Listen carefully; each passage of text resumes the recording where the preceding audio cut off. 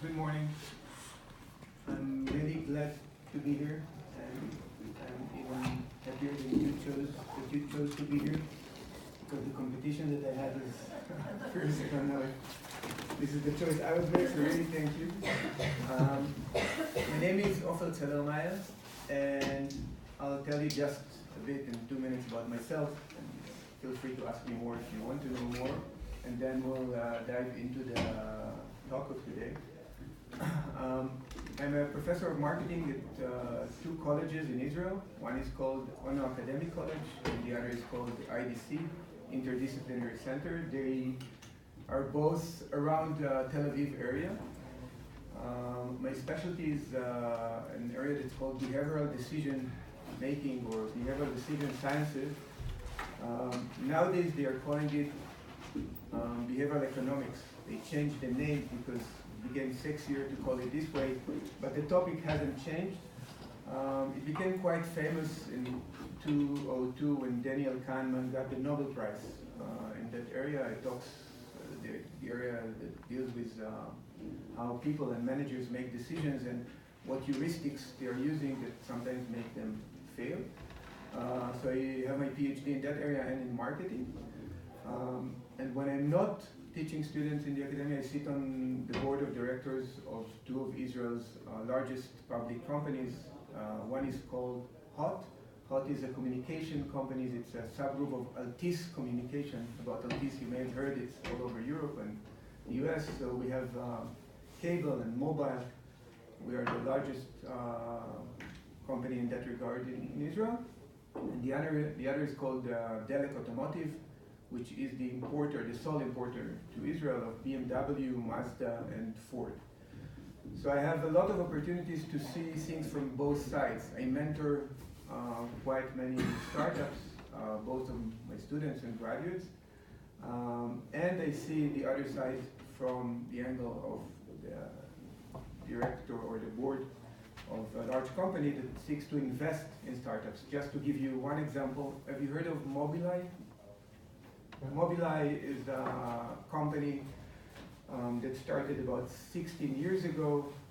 It just had a chip that the inventor, his name is Amnon Shashua, a professor of computer sciences, he said this could actually make cars be autonomous.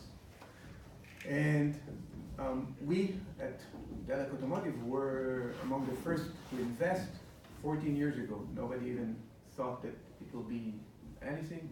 And the company just was sold last year for $15 billion to Intel. And it was one of the biggest exits of the last years. So it's really interesting to see how startups grow from seed to success. That's when they are lucky. Most of the time, of course, they fail. And that's also part of the business.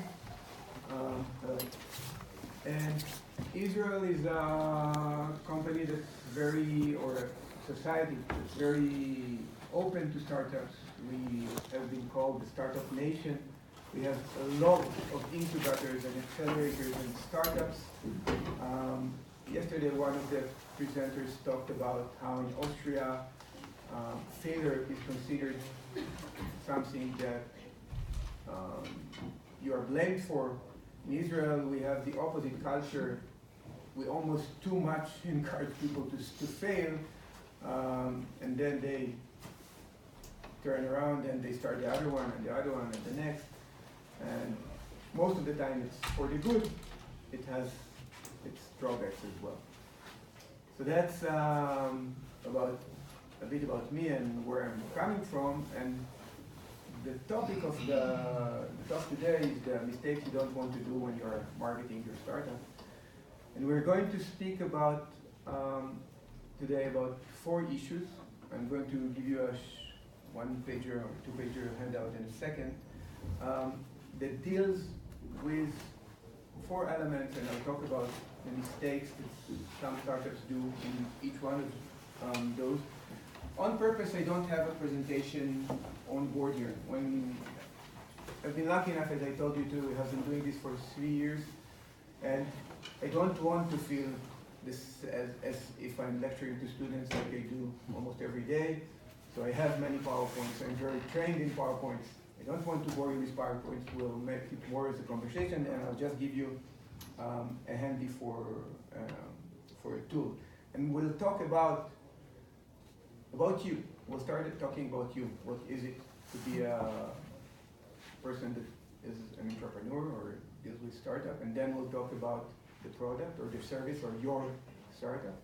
And then we'll talk about pricing. And then we'll talk about the process. So 4 elements, each of which is very important to your success. And in my eyes, they go together. And that's why I do it this way. Feel completely free to stop me at any point and ask questions. I'm handing this out to you now, but please follow it along with me. I don't want you to rush into it right now. On the back, you don't need it now, but on the back it's my CV and my contacts. You can contact me at any time that you want during this Skinnovation and afterwards as well.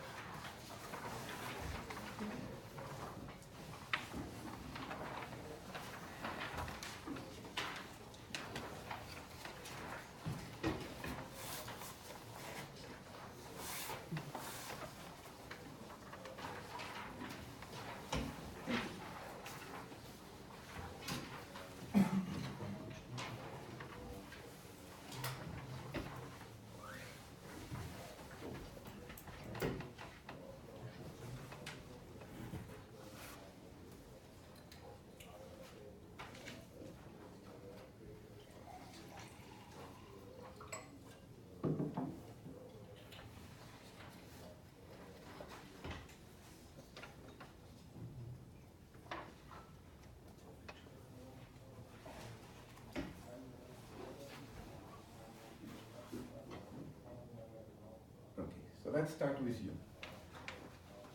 I'm going back to 1960. A very prominent Harvard professor named, you have all the names by the way here, named Peter Drucker, wrote an article. And the article was called Managing Oneself. At the time, his colleagues were mocking him. At that time, 1960s, even at Harvard, things were kind of separated. You were either in the business area and you had to be very rigorous, very methodical. And if you want to be touchy-feely, more holistic, then they sent you to the social sciences. And jargon like coaching and soft side did not exist back then. And Peter Drucker, when he wrote his by now very famous article, received a lot of criticism from his colleagues because they said this is not publishable material. This is not going to be top notch. We at Harvard need to do things that one can measure really well. But he insisted and he wrote the article at the Harvard Business Review, and then it got a ton of support from actual managers. And what he said in the article, he said, when you're a young person pursuing an MBA or any other degree or starting a business, you have to be honest to yourself, find out what are your strengths, and teach yourself very deeply how to actually profit from those strengths, and do not fight your weaknesses too much. Get other people to help you out to do that part of the thing. So I'll just give you some examples of the way that he divided people. He said, some of us are really good at listening, and others are better at delivering the information. What are you? Are you a listener, or are you somebody who is more a speaker? Some of us, another distinction that he made, some of us get information really well by listening, and others get information really well by reading materials. And he actually said more than that. He said, some of us are really good at picking information by listening, but when we have to send it out, after we put it in our brain, we are doing it better by writing. Some are better by reading information and talking it out. Some are better by listening and talking. So we have these four distribution areas. Think for a minute about yourself. What would you have preferred? To hear me talk and then get the information? Or to actually read it on a PowerPoint presentation? It's not clear cut. Some people are like that, some people are like that. Just most of us do not even think about it. So we get the information as it comes, and we may lose a lot of it, because if I'm good at listening and I'm reading all the time, because that's what there is on social media, newspapers, then probably I'm not getting the results as well as I could have. I should have found a way to listen to a podcast. Some of us, because of time, are listening to podcasts just because we want to save time when we're driving the car. But maybe we're not getting the information as deeply as we would have if we read it, because we are readers. It's really important to analyze yourself and decide what you are. And if you want to know more about this, I really recommend that you read his article. It's called Managing Oneself. And after you do this, then he goes and says, okay, you know what kind of a person you are in terms of information. How are you in terms of punctuality? Do you manage time well enough? Do you plan your career? Or do you just let things happen? And nothing is wrong or right here, but once you know what are your strengths, then you can take a partner that actually complements you, and not somebody who is similar to you and very easy to work with, but then the business will not succeed as it could. And related to this, an Israeli company ran a research that actually did the following. Before I'm going to this, I'm going to ask you, anybody heard my lecture here last year? Because I used this example.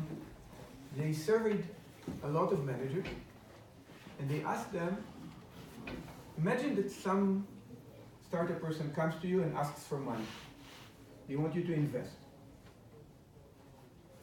What are the most important traits that you are looking for in that person? And you have here a clock, and the clock lists quite a few traits. And I'm asking you to try and guess what were the results of the research. So again, the research, they took 500 managers, they asked them, rate or rank.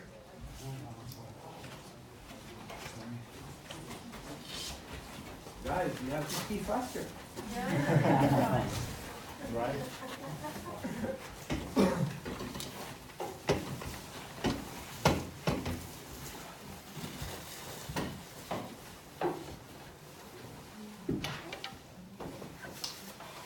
Yeah, so these two.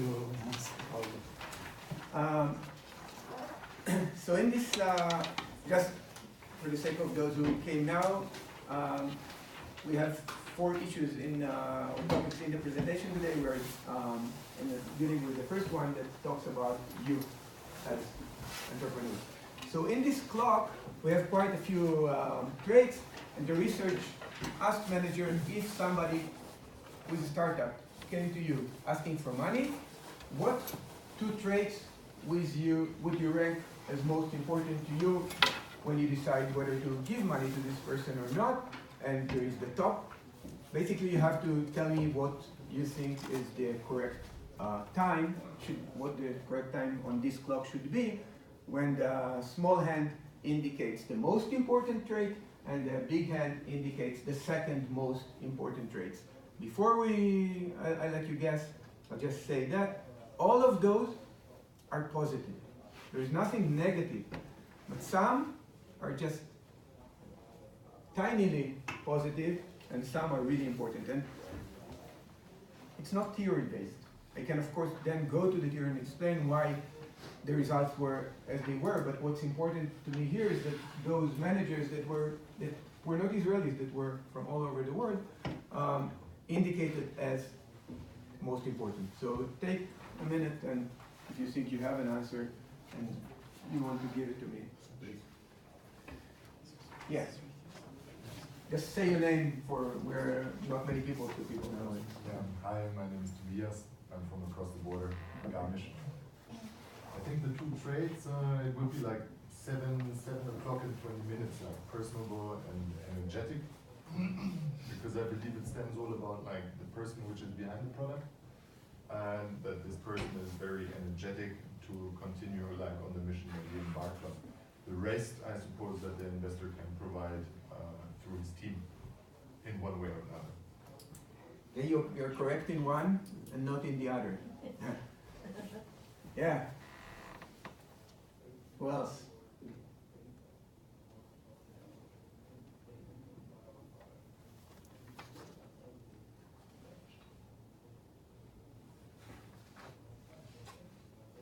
The good thing is that after this talk we have a free hour. We'll be here until 12, not skiing unless you get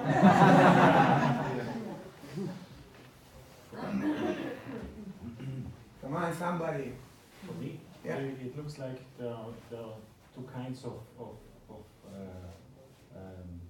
properties or things, and it doesn't really matter what you choose, but it's sort of a combination of technical and emotional property. Okay, you're correct. Actually, you're correct and incorrect. You're correct in what you said, but they actually found out a combination that works the best in terms of it was a very large, it was a significant result that actually indicated two specific properties. Well, I would say based on Elon Musk and his success, it has to be expert and energetic. So with you two, you are correct. It was expert and personable. Why? Expert is actually quite easy to explain. There are so many startups now and so many people coming asking for money that you don't want to give money to a person who's not an expert in his field. Or can bring the expertise in-house. You don't, as the investor, you do not want to bring it with you. It's not like you're hiring somebody to manage your company and you will provide the expertise. If you're supporting a startup, you need them to be the expert. And I'm going back to the example I gave before. Amnon Shashua, the guy who invented the chip for Mobileye, this smart professor, he came with the expertise, and for almost 11 years he was pushing uphill, and every time when he did not receive enough money, he did not just, it's not that he was, but it's not that just because he was energetic or stubborn or very well connected, he just made it a bit better, and he always was at the bleeding edge of technology. And then BMW recognized it, they implemented it. Then VW did, and others did, and at the end, Intel said, Intel came and they said, if we want to be able to compete with Facebook and Google, who are also going to develop autonomous cars at some point, we need to have the person who is most expert. So expertise is the first one. The second one, the results were not as clear. Some chose energetic, some chose, I forget what was the other one. Emotional. Personable, yeah, that was the second, but Emotional. Emotional. but personable came best, and this is more difficult to justify because why not energetic? But I guess the thing is that if you are putting a lot of money in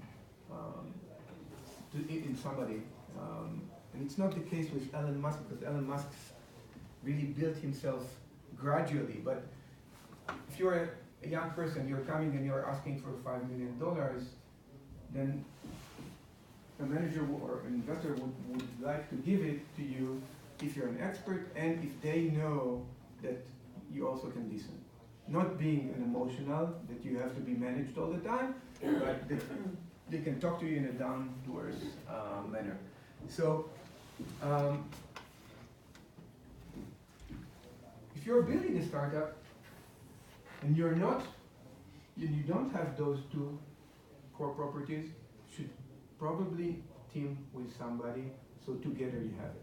Otherwise, nowadays, it will be very difficult, not impossible of course, but very difficult to, to succeed. Stop me at any point if you have any questions.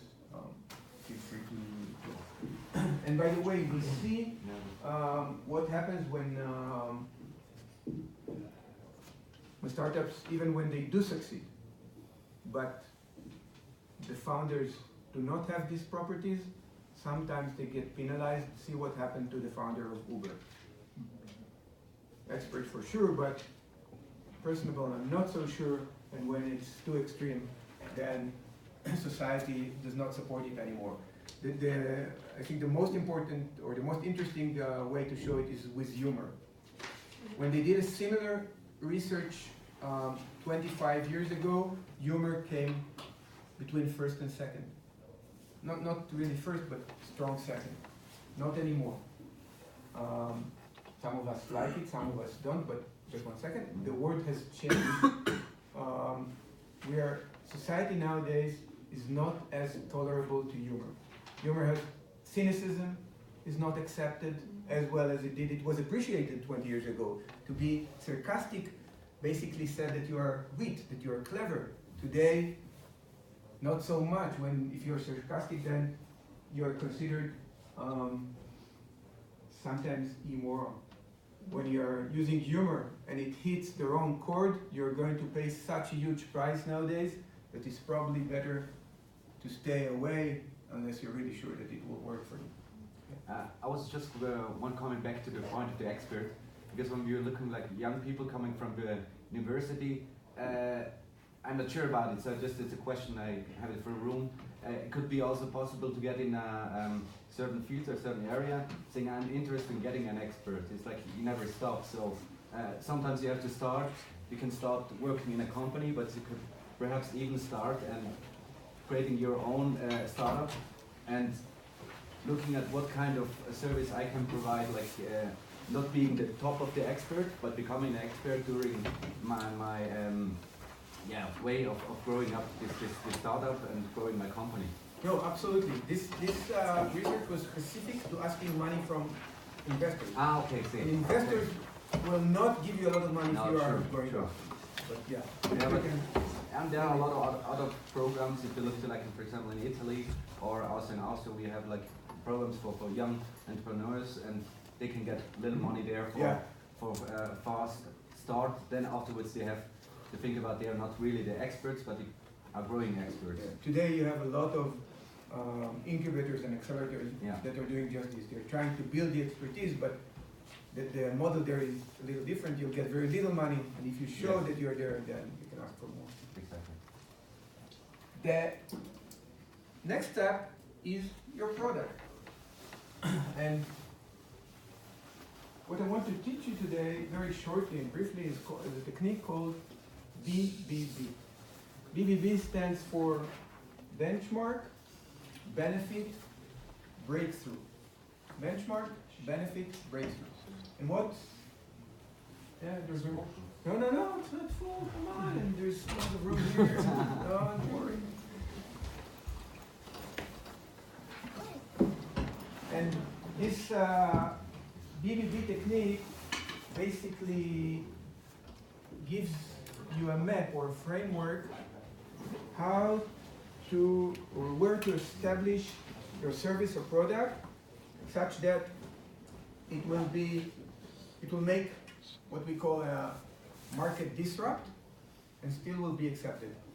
If I use jargon or terms that you don't know, stop me. Disrupt or disruption, you all know, right? From the start.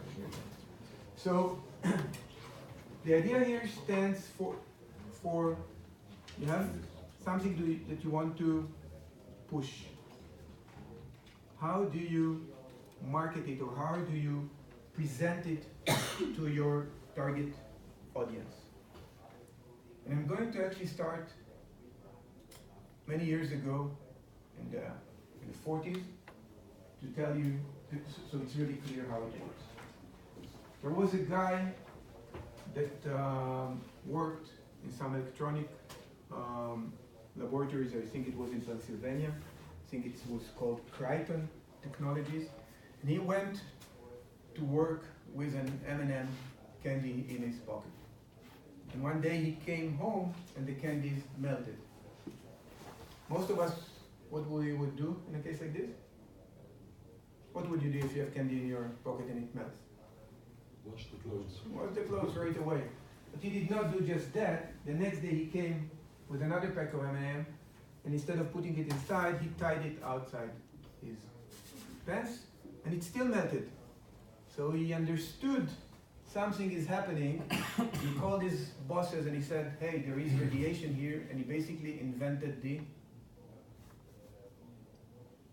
what can actually make something melt without microwave. He invented the microwave. And when we are thinking about a microwave, in the 40s, 50s, when there are no microwaves, and we have this thing, how can we tell people what it is? We are using BBB. Benchmark, benefit, breakthrough. Let's try to do it together. What is the benchmark? What did exist before microwave existed? If we wanted to warm food or Oven. an oven.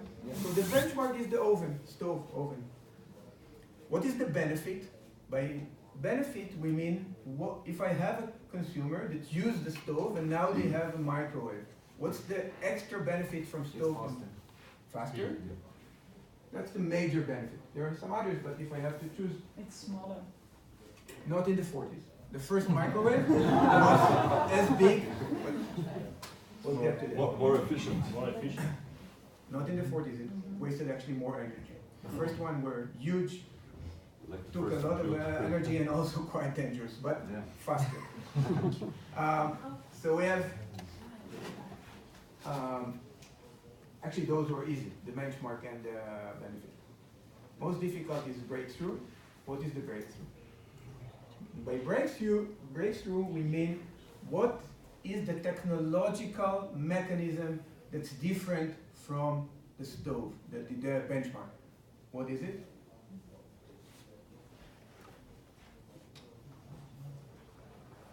Create heat by itself. Create heats by itself, but you have to, you're in the 40s, people do not know what you're talking about. When you say create it by itself, they think that you're a magician and you're you have to talk, you have to really go back to the benchmark. So how would you describe the leap of the microwave? Possibly it can be concentrated to a certain point. Concentrated to a certain point, but still, 40s people do not know what you're talking about. They'll think this is mythical. I want to actually talk in terms that they really know well. It's From water molecule. It's on the inside of the getting close. What does a stove do? What does it use technologically? Maybe wood at that side.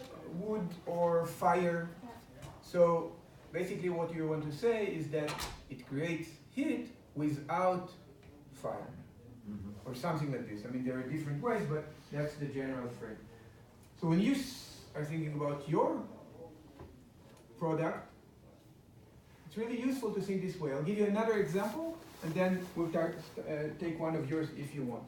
But perhaps it was more the transforming electricity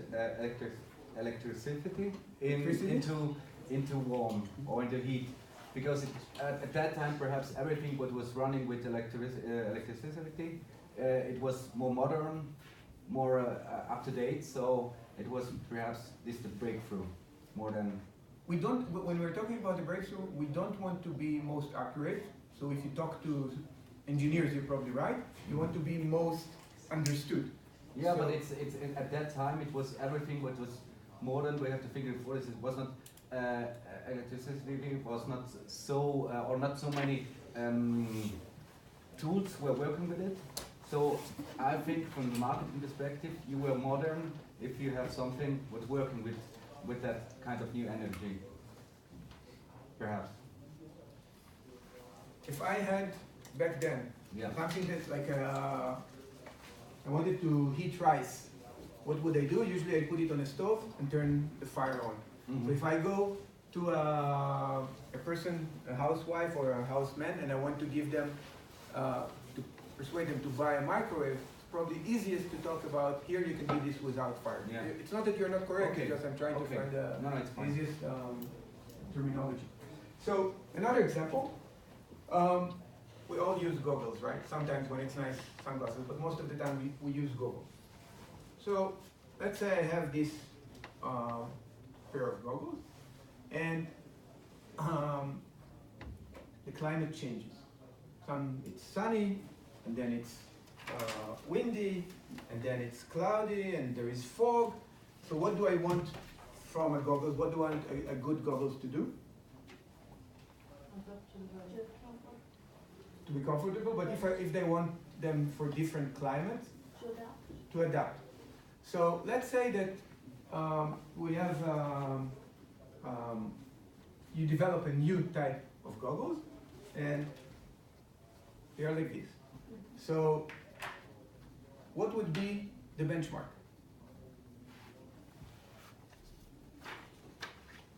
You get buy one product, but you get different, or like more. The benchmark is the existing. Exactly. The benchmark is goggles. Existing goggles, just goggles. What's the benefit?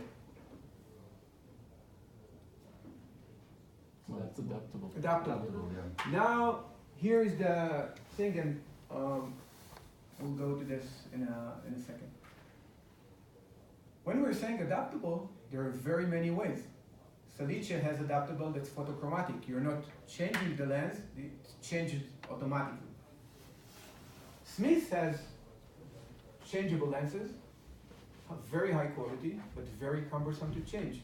So if you're outdoors and you're freezing and your fingers are frozen and you're trying to change in a Smith, you really don't want to do it. You better stick with what you have. So maybe, and this is a big question for a starter, maybe you should think as the benchmark not of an existing goggles, but already adaptable goggles. But then this gives you an extra benefit, which is fast changing. This is just a generic protocol. I'll tell you a bit in a second. But the first one I think that developed this was Anon. You know the brand Anon. And Anon, I think, they were the first to have magnetically changed lenses. And then what would be the breakthrough? One word, really easy. What's the breakthrough? Magnet. Because before it was plastic like Smith that you have to break, magnet. And okay, let's take one of yours, then we'll get back to this. Any one of you that has already an idea to a startup that can tell us about it, and then we'll try to demonstrate it with the BBB. Don't be shy, you can benefit from it. People will give you the, yes, your name. Hi, Christoph. Christoph. Yeah. We were creating an online shop that focuses on plant-based fashion. Which kind of fashion? Plant-based, so it's vegan, so no animal products. Oh, okay, vegan fashion. You have here a customer already. Okay, so let's try and do this. We need benchmark, benefit, breakthrough. What's the benchmark? Let the other people help you, then you. Clothing? Do you agree? Yeah. Okay, closing is the benchmark. What's the benefit?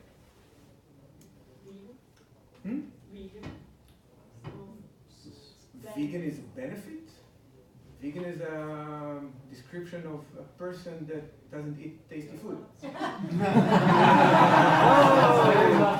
Objection! I know before about bad humor and yeah. It's good for the environment. It's good for the environment. So sustainable. So here we are really getting into a very intricate and complicated area, because the first thing you have to do is to define your target audience. If you're going to Trump supporters in the United States, this benefit will probably not resonate well with them. But with the people we are talking about, that will be a correct benefit. It's sustainable. What's the breakthrough?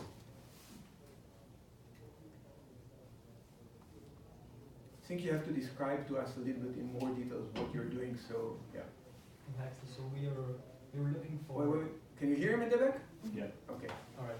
We were looking for very high quality products out there that can compete with normal trades in the world, and we also wanted to create an high quality design online shop that's modern and appealing to a broad audience.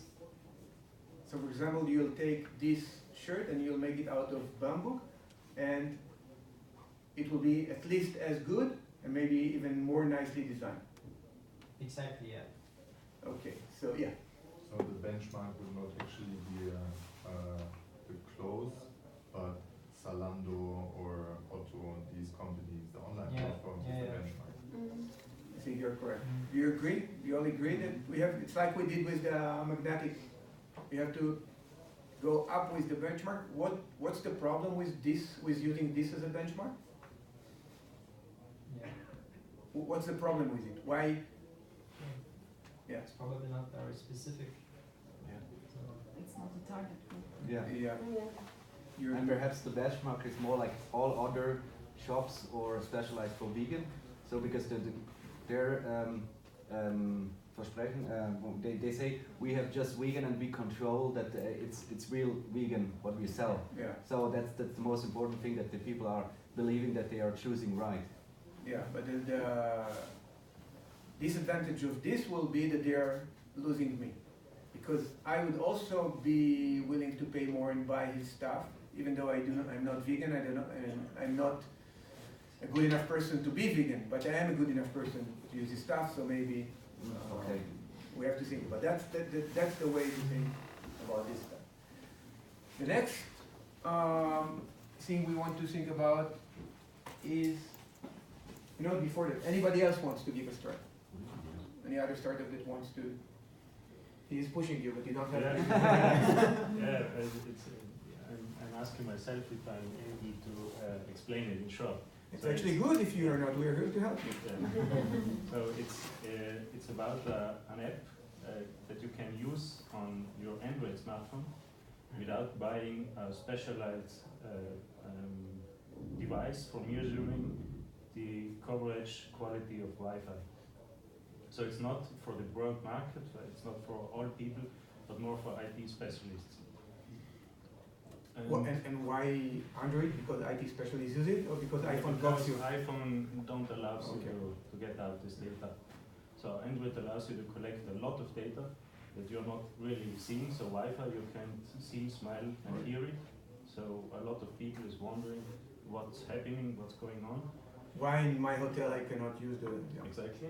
And the idea is to use this app to collect all the data and to have generated report very fast. So you don't have to sit down and create the first graph, put it on your Word document, write down something, and then the generation of the report is automated, and it allows you to have something to show to your customer that puts you a bit out of the competitors.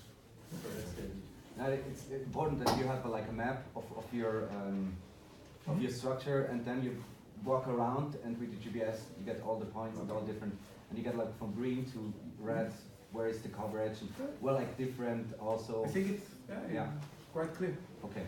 Okay, who wants to try and give that the BBB? What's the? Actually, here the benchmark will be the most difficult. So let's do. What's the benefit? To ID, yeah. I don't know if I understood it correctly, but you know where your Wi-Fi is the best. Huh? You could know it before with a special device as well, I think, right? If you had a big machine, you could tell before, and now you do it on your mobile, in your handy. Yeah. You have the map. I think you had the map before if you had this huge device. Well, you have. But it's handy. It's more It's mobile. Yeah. You think get an the- instant report. Huh? Yeah, I think that the benefit is it's instantaneous and mobile, small. What's the breakthrough? Less important here because the IT people will understand immediately what it is, but what's the benchmark? The benchmark are existing products that are quite expensive, and a lot of people don't have access to it. So if you are talking about... Well, I'm stopping you. So maybe the benefit is not time and small, maybe it's money. You have to really think hard what your main benefit is. Well, there are different benefits for different target groups. Because the private user at home can see this, where is my Wi-Fi? So that's also why the product is called Verify.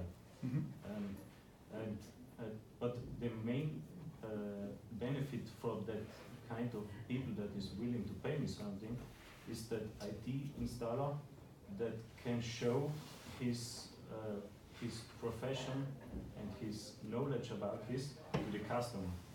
Because I already have seen it when I create such a report and go to my customer, then it's not me telling the customer that he has to install another access point just there on the edge, but it's he saying, why is here all red? We have to put an access point. So from the when you mean the customer, because the customer sees it on her phone? On the report, on the printed report, or I can also send him the PDF, but he sees it. But he could see it before if the IT person produced it on a huge machine. Yes, but that was expensive, so we are talking about 1,000 euros or even 3,000 euros. So you have, I mean, if you want, we'll talk about it later, but you really have to think hard which benefit you want to emphasize, because the focus is really important. That's a good, I think you're all understanding what you're trying to do, and it's a really good way to think about it. The next step we have to think about is price. And how do we price our products? Before price, on your thing, you have, after the BBB, there is something called the Maya principle. The Maya principle is actually quite old, and it tells you, if you want something to succeed, you have to have a design that's most advanced, yes, yet acceptable. So if one of the problems that Elon Musk had at the beginning is that people said, yeah, you're making an awesome car, but it's not going to work. When he started talking about it, he said, you're a dreamer. And he was lucky enough to have had a lot of money from previous things that he did, so he had the stamina to keep being there. Most people would have left it by that time. And the thing here is you want to push, but only to the limit where your audience can accept it. So if some company came with a new idea of a goggle that you do not have a lens, it's like this. They would tell you that they have some kind of mythical air here that actually works. Well, even if I tried it on me and it worked, probably be difficult to accept, even if technology were there. So think about your target audience and how far you can push it. Why am I saying this? Because now we're getting into price. And in price, almost the opposite. How do you price your products? Let's talk about your ideas. How much would you price a skiing shirt or a dry fit shirt or anything? How would you decide what price would you? A sustainable T-shirt that's land-based would be around 60 euros. Why? Something like that. No, that's not it. No, but the actual price will be made by the dealer that we connect with, and we will then get a promotion for. But you're going to manufacture it. No, we're just selling. Okay, so but you're going to actually. So you're buying from the dealer or selling to the dealer? We're buying from the dealer. Okay, you're buying from the dealer at a certain price. How much will you price it? Why 60? Take 13% of the price. Okay, you're taking X% of the price. How would you call this method? How is this method, pricing method called? It's called cost plus. You're having a cost. Let's say that you're even manufacturing something. You're having the cost, you're adding something to it, and you're selling it. And what are you adding are your expenditures and the money that you want to keep home.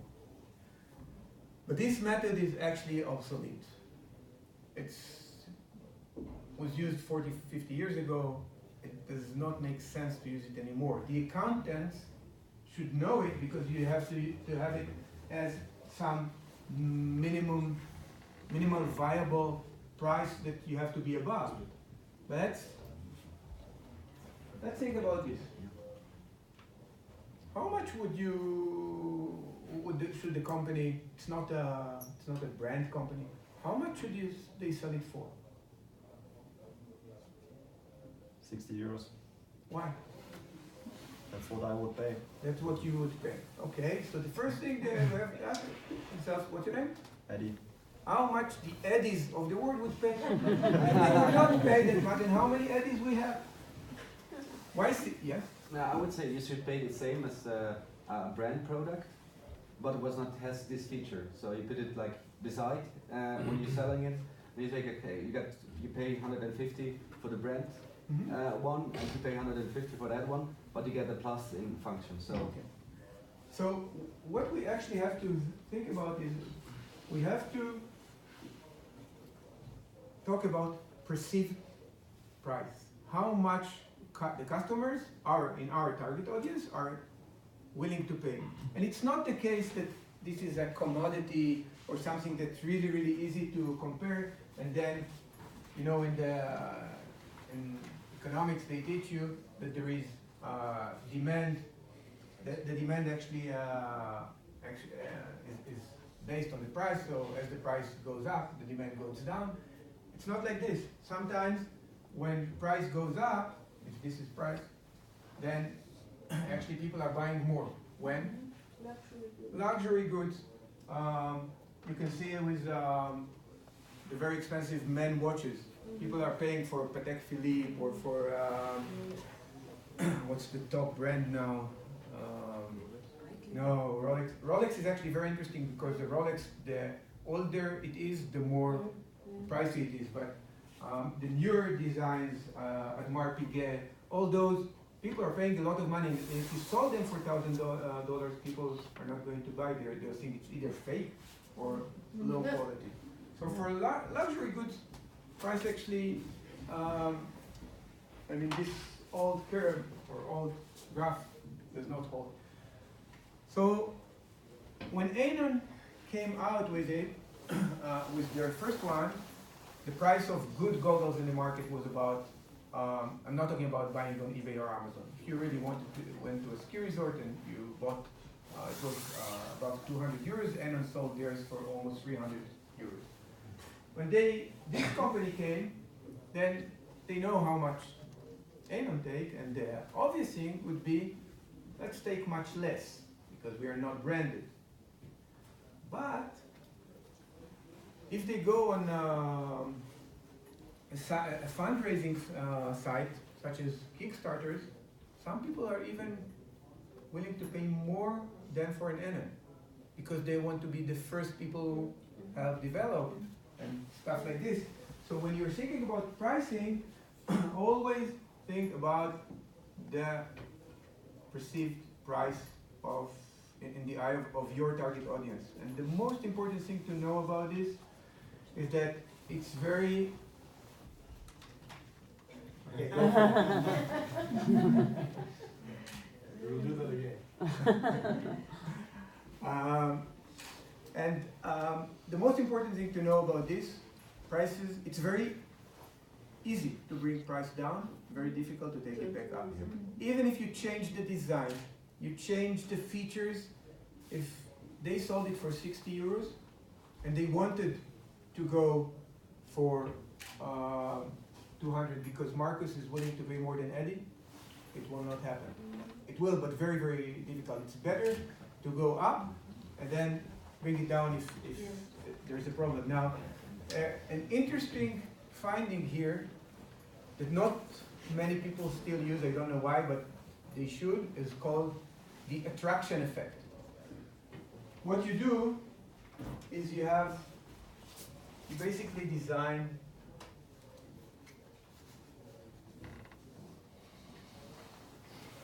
we have here we have three products, and we will have them at three. Here we'll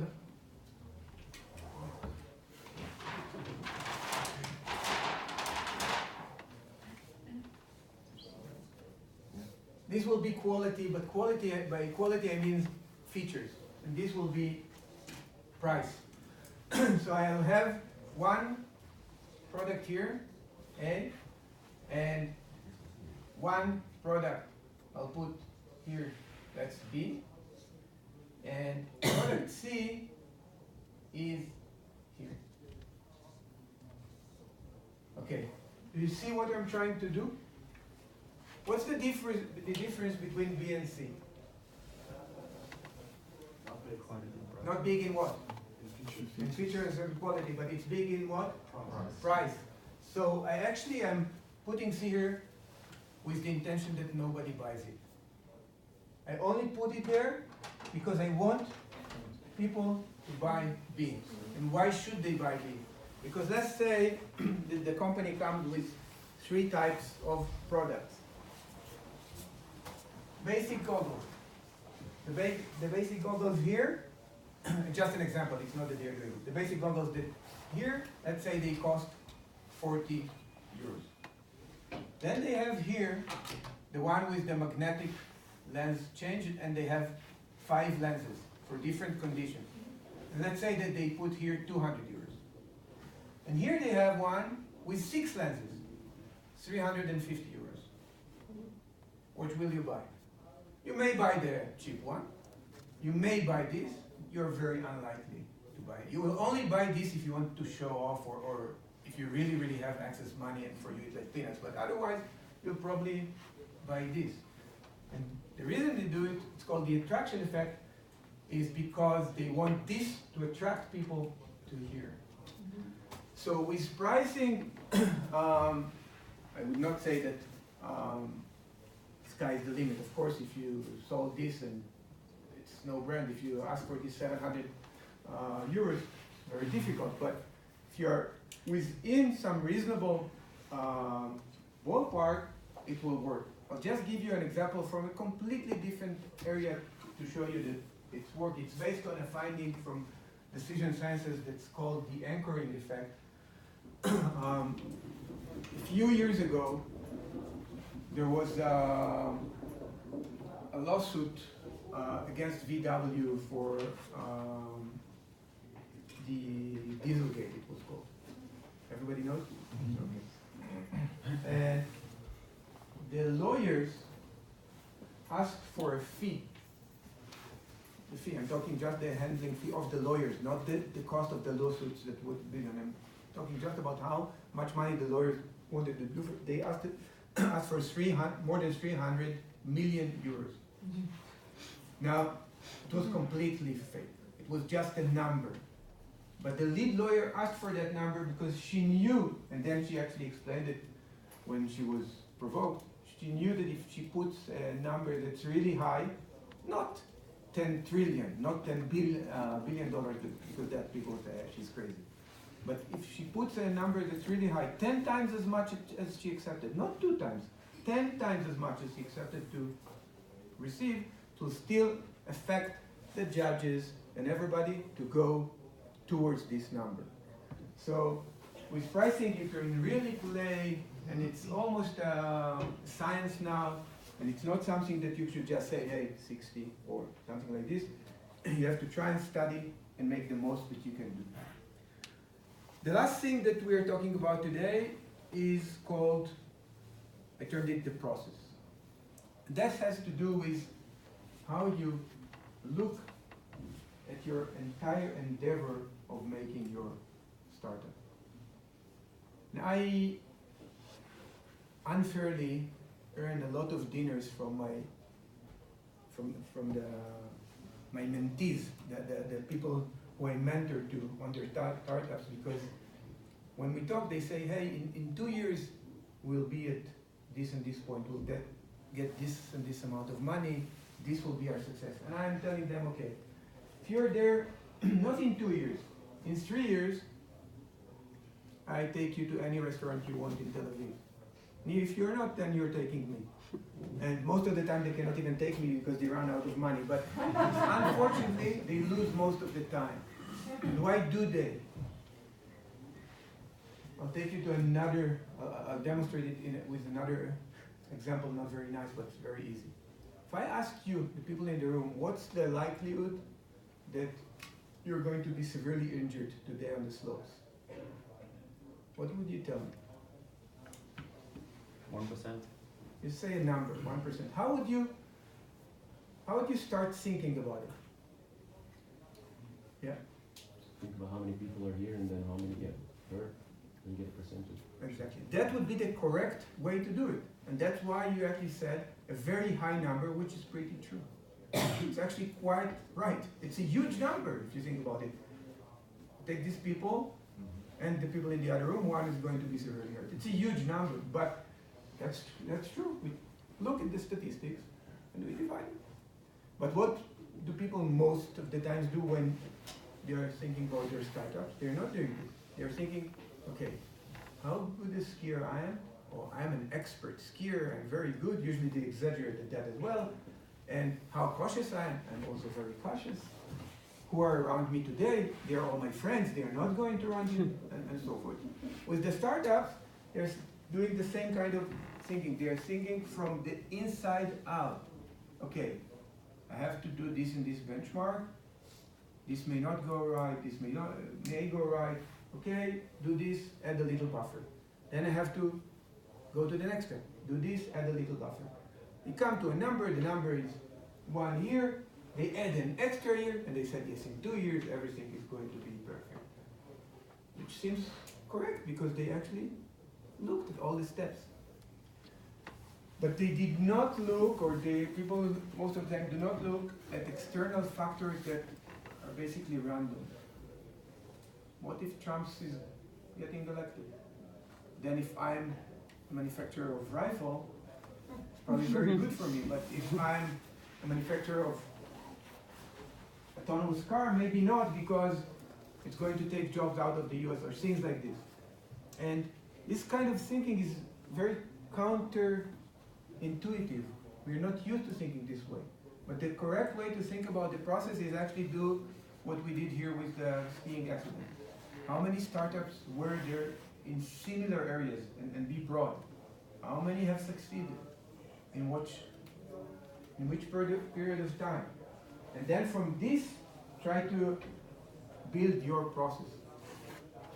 I'm not saying this to break your spirit. As I said, I come from a country where actually failure is welcome, that it's okay to fail. I'm saying this because I want you to take this into account when you plan your way. So what's your burn rate? If it's too high, that's not going to be good. You have to think that it will take probably much longer than the internal story tells you. I'll just end with a story about this. I told you that in 2002, Daniel Kahneman received the Nobel Prize in the sciences. His colleague was Amos Tversky. Amos did not receive it, he died just before that, and they don't give the Nobel Prize to deceased people. But there is, Amos Tversky has this really interesting story. He collaborated with a group of 10 other scientists, and they had to write a book together that was an invited book by The Economist. And The Economist said, how long will you need to write it? And they had a consensus in the room that it will take 1 year. And they told the economists 2 years, and Tversky said it will take 7, and it took 7. So the reason he did it, and it's not because he sabotaged the process or anything like that. The reason he did it because he knew to look at things from the outside. Somebody is in a conference, somebody cannot be. Other things happen, and it actually hinders with the flow of things, and it's very difficult but important to take into account. That's about process. And if you go through this list of things here that I have, I think that we can, it can raise the chances that you'll do a good job in marketing or starting. Any questions, anything? Yeah. We talked about products, but what about services? If you price your services and not actually sell a product to them? I would definitely go through the same process. If you look at Waze and Uber and Airbnb and Get, they're all services. Mm-hmm. And basically the technique would be the same. The only thing to think about here is sometimes more so with service than with products, society can react emotionally. So when Uber plays with the algorithm correctly and they charge 10 times as much for a ride when there is a terror attack, then everybody hates them, and even though that's the correct price at that point. So I basically do the same, but factor in some kind of long-term society reaction to the service, but pretty much it's the same. There is a very interesting story about a startup guy in Las Vegas. In Las Vegas, what's happening, you haven't heard about Las Vegas, but Vegas changed from this kind of sordid, sleazy city that it used to be 40 years ago, 20 years ago. People came to gamble. Now, many families go there. It's kind of an advanced Disneyland. Many conferences. And when they have a big conference, you cannot get a taxi. Absolutely can't. You have a line. It's like in Christmas here in the ski lifts. You stand in line sometimes for an hour and a half. So this guy said, I have an idea. He came to the beginning of the line and he said to the person there, you're first in line. You're going to get a taxi in 2 minutes and you're going to your destination. I'm going to put another person in your taxi, please. He will pay for both and give you another $10 and you'll go out first and then the taxi will take them. And he basically started it until the police stopped him, but then he was a big thing in the newspapers. But that's how he built this small thing, and he priced the service just right. He understood the person at the end of the line is willing to go 20 minutes more, pay for both rides plus extra $10 instead of waiting 2 hours at the end. So with services, because if you just thought price-based, you say, hey, they go together, let them split the cost. But in this situation, you're not splitting the cost, you're using a difference. So would you recommend having a service that is overpriced to get people? You know, you were talking about product C, like anchoring effect.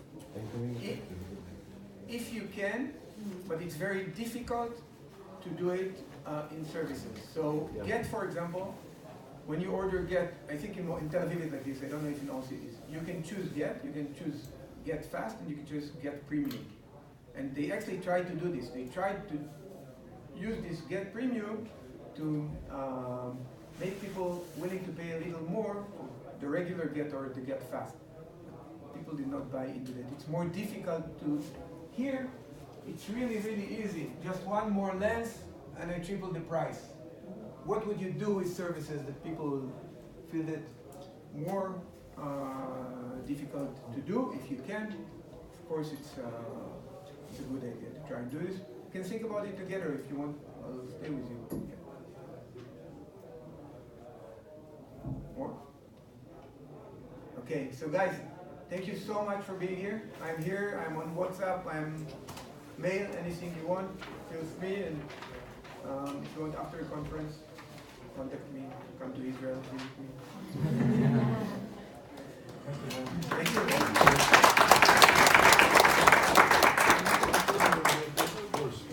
you. Sure. Who wants to Of course. Yeah, no, I'm his Oh. colleague, Why didn't you tell me so I before? can get. Anyone else?